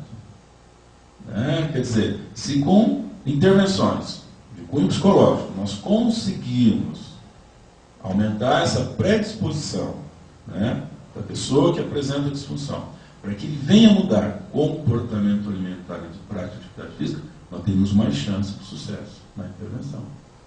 É um dado importante. Tá? Nós temos tão somente com intervenção conjunta da alimentação e da atividade física, simplesmente trabalhando com essas duas frentes, né, em termos estatísticos, nós conseguimos alcançar 5% de eficiência. Ou seja, de cada 100 obesos com intervenção dietética e de prática de atividade física, somente 5 deles vai conseguir controlar o peso. 95% não vai ter sucesso. E esse prazo, nessa estatística, é no tempo de 1 ano. Em 1 ano, 100 obesos que iniciaram, abandonaram, não tiveram sucesso. 100 obesos que iniciaram, 95 abandonaram, não tiveram sucesso. 5 conseguiram, entre aspas, vamos dizer assim, se salvar, se é que isso é se salvar. Então, talvez que se houvesse um investimento maior nesse campo, sobretudo em termos de identidade, perceber qual é a identidade do obeso, qual é a característica psicológica de quem vai apresentar ou que apresenta o sobrepeso. Nós temos maior sucesso. Estou tentando advogar aqui, não que a gente precisa, como nós temos psicologia do esporte, não a psicologia do obeso. Obviamente não é essa ideia, mas que nós tenhamos, por exemplo, a psicologia do doente. Trabalhar com o portador da patologia, para que nós possamos aumentar a aderência desse paciente ao programa adequado no campo biológico. Nós invertemos, nós estamos trabalhando muito biologia, pouco comportamento. Parece que a situação é invertida. Parece que a biologia é consequência do comportamento. Então, o comportamento parece ser... Professor, se me permite, quando o Léo coloca, que a grande maioria dos psicólogos do esporte não gostam de trabalhar com criança, também não gostam de trabalhar com qualidade de vida, porque acham que não é a nossa área, é uma das áreas mais importantes. Se a gente trabalhar a prevenção, trabalhar esses focos, a gente vai ter um atleta saudável, vai ter uma pessoa que faz atividade física de uma forma adequada. Talvez, Márcia, essa situação possa ocorrer porque o aspecto biológico, vou voltar à obesidade, sobrepeso, o aspecto biológico desse processo ele é palpável, ele é mensurável. Eu estou vendo ali o biológico, e de repente o campo psicológico, entendeu? A mensuração dele é menos palpável. E nós somos, por natureza, sobretudo os acadêmicos, tem que ser mensurável, tem que ser direto, tem que ser estatisticamente possível de realização. E isso tem uma complicação desse processo. Em relação à questão da teoria do Maslow e da teoria do Goldberg, eu acho que há uma diferença, porque para Maslow você só passa pelo estágio seguinte se você satisfazer as necessidades daquele estágio onde você se encontra. E em relação a esses estágios do desenvolvimento moral, é óbvio que eu contei uma parte muito bonita do estágio em que os atletas que são crianças apresentaram um comportamento digno de seres humanos e de atletas. Mas não que esse comportamento deles naquela situação é realizado em todas as situações. Aí é que entra o trabalho dos meus alunos, que é fazer eles enxergarem que aquele comportamento dentro do contexto esportivo possa ser levado para outros contextos. E nós tivemos uma situação muito interessante que os alunos iam fazer uma dinâmica com esses atletas.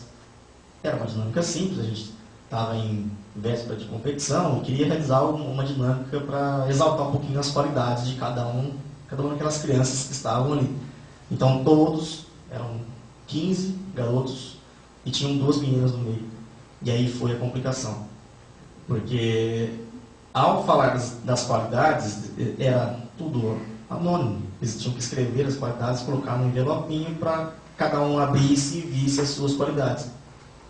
E no dia do estágio, os alunos me ligaram desesperados. professor, deu tudo errado, não deu certo a dinâmica, a gente não conseguiu terminar. Eu fiz, bom, vamos para a supervisão.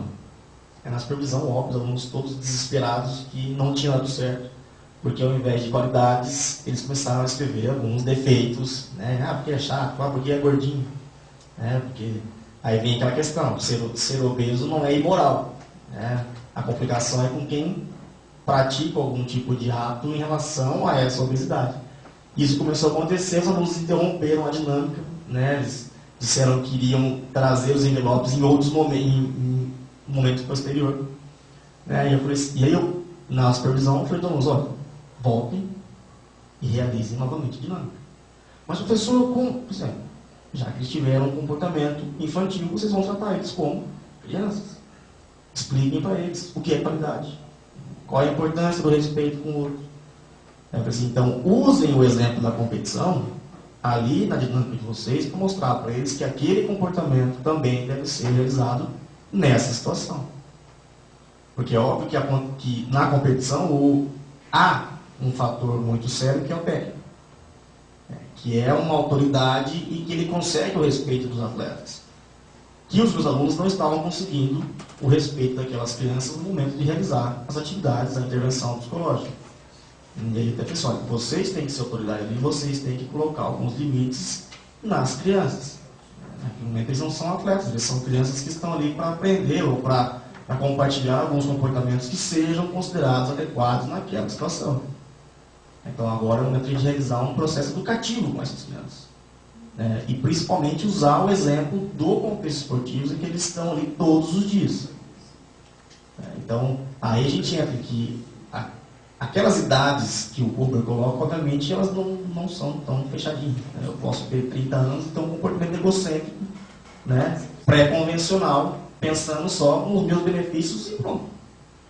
Então, não é levar a ferro e fogo aquelas idades que apresentam naqueles estágios, porque isso vai ser avaliado principalmente pela questão, a gente volta no contexto, da situação em que eu estou vivendo, naquele contexto que eu estou naquela oportunidade. Temos mais alguma pergunta? Não? Se nós não temos, então, vamos encerrar. Hoje nós tivemos, então, aqui a palestra sobre qualidade de vida através do esporte. Às quartas-feiras do mês de julho é desenvolvimento humano por meio do esporte. Tivemos a honra de ter aqui o professor D'Artagnan, que, como eu já falei inicialmente, é uma referência na área de avaliação física. Entendo que esse programa do Estado, ele já está sendo inovador, e vai contribuir de uma maneira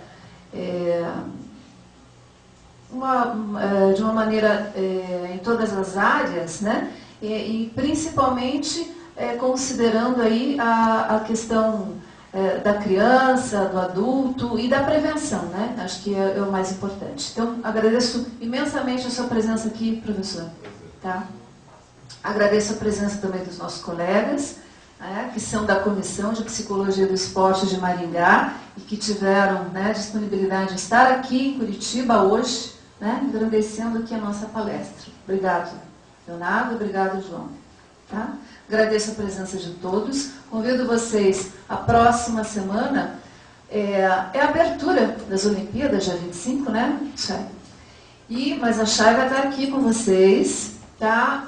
Nós temos o Psicocine sobre inclusão.